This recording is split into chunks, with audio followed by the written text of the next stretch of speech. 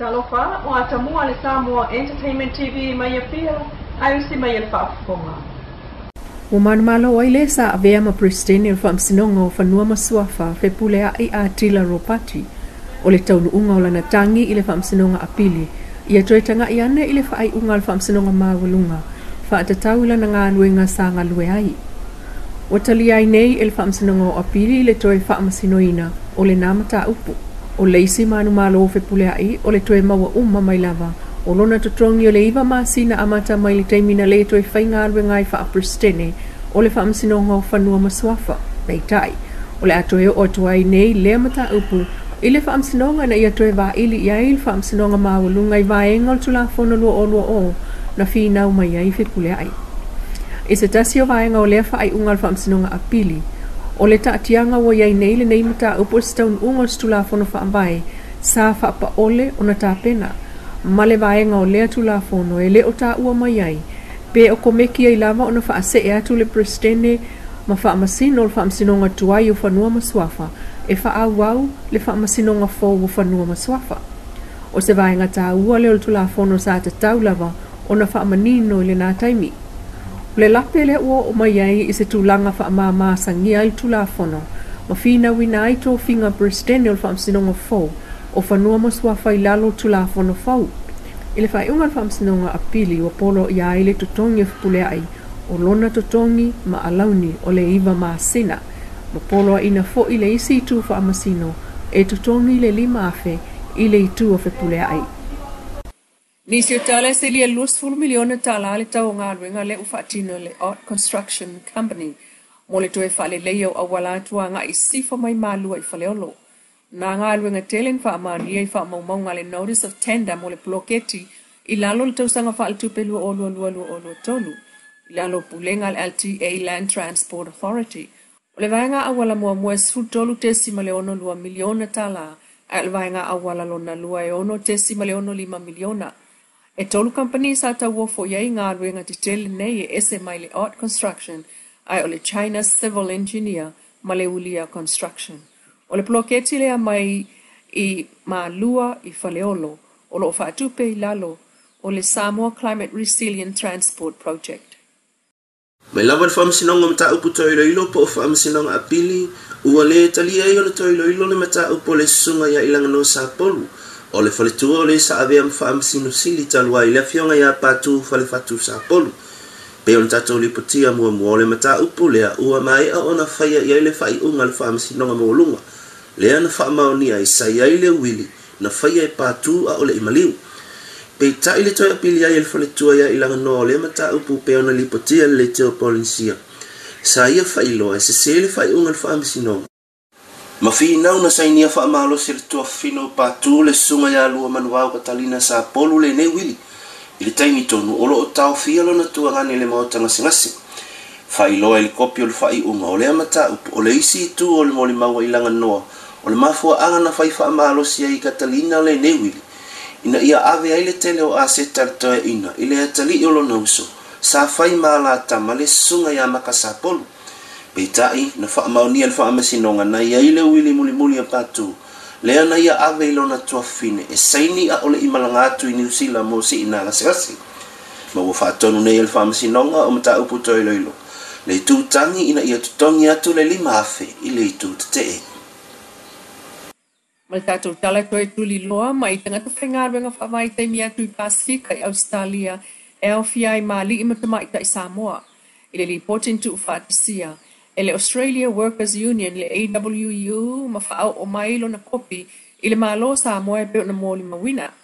Mōli mawai manu anga o tangata whaingaru ngai to tele o nga lava manu anga e peo le motu o le talinga tulou i le whaato anga whai o leisi wa iwi le mata i leisi whaato anga a fua e le o mala malama i le ngangana ma le aise so tanga i le pūlenga o nei le ilo tala le ngangana. E o lava i tai vaenga o le fia lana vaenga ma whaaitu awai i pule o ngā ruenga, whaasanga tau tangata whai ngā ruenga. E iei tai sa whaamatau e toe whaafo i mai i le tunu. I le tau mawhai malo se au na isele lei mo tangata whai ngā ruenga. Li potia sa vaenga o whai ngā ruenga i tonga wha i Lakeland, Queensland. I le Mackay Banana Farm. Le a whai na o tua o 5 mapata tino ma le mamafa o loa ta sii ai o vaila au o lo whaonga. O le whale mai silia le tu lale mamau mai le whatoanga. A manu nua au whainga ruenga ule fio le whale mai na watau ia i lima se la ulu tutongi le fo mai. Ai ano nofo le whale ua mamai ai tuli lava ia i taabale e pule e piki ane whainga ruenga. I li poti lava neia le Union tanga te whainga ruenga Australia. Moli mau mai ai le whaamatau tanga ta atu motu e au fia i Samoa pe a whai atu le a ia tatau ma te ena samana onga mo se whaaliunga ngana.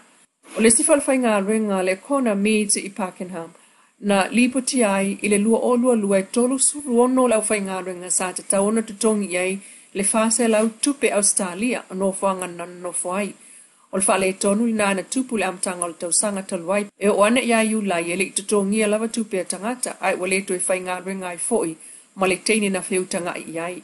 Na yele kulupu mai Samoa sa sifi ese mai Tasmania mo Pandabea ai na lipo tia le tia i o alatou ato le mlaiva lele i Tasmania talu ele popole i aili company e tutongi ato la whainga ruenga ma latou mea to tino na ua sifi i leisi no whanga ai le ta ua fo i tangata Samoa ia i to ainga o tapen penanga e ta tau o na o malatou.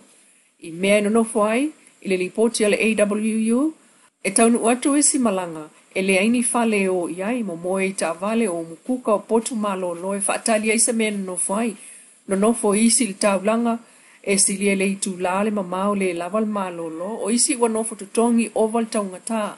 Oro o iai atau wha maumaunga na puea nei le si whaato angai Pakenham, Victoria e to a wha Samoa sa filo ai o le lipoti e le mawhai o na tuu ai se ta i whau i le whale sa no nofo i le au whainga ruenga.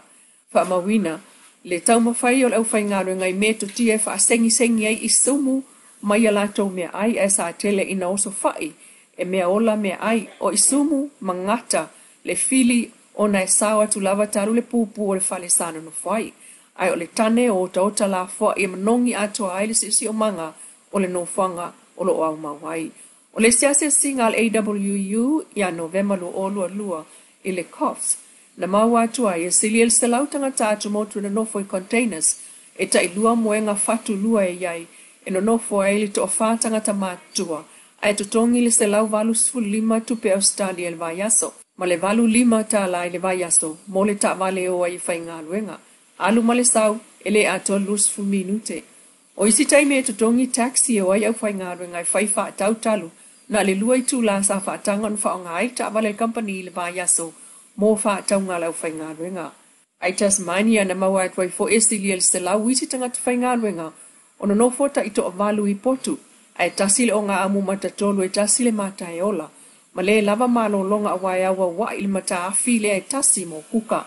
O isi au whainga ruenga i Pakenham, Victoria, e whaatau lava i lātou me mo moe ai maipu, ai to ese mai o lātou tutongi, a leo se ai inga le nā, o lo oilunga o whea ngai ngā mamta whai o ia company. O fōlinga o whalta elem whalewi se i tulo na mōli mawina foi, le whaale tonu e le au si ai inga whaalsoifua malo loina. O le awa wa e tupea le lipoti nei, mai le Union tanga tawhainga ruenga Australia o maua ai tātou kopi, ai mo le taimi nei. O ta ua le ofisa o le Union tanga tawhainga ruenga Australia lo lato ngā rulu ai, e ta ua tu wha le tonu wha awau nei le malo Australia, wha apena fo i tai o atu motu o watui tanga tawhainga ruenga wha apei o nao o mai ei fo i se kopi o le nei lipoti i tai o le malo Samoa. E taimi o tuana ai. Lau Samoa Entertainment TV, mas wha o ngā tai au le alofo le atua, wha soifua ia.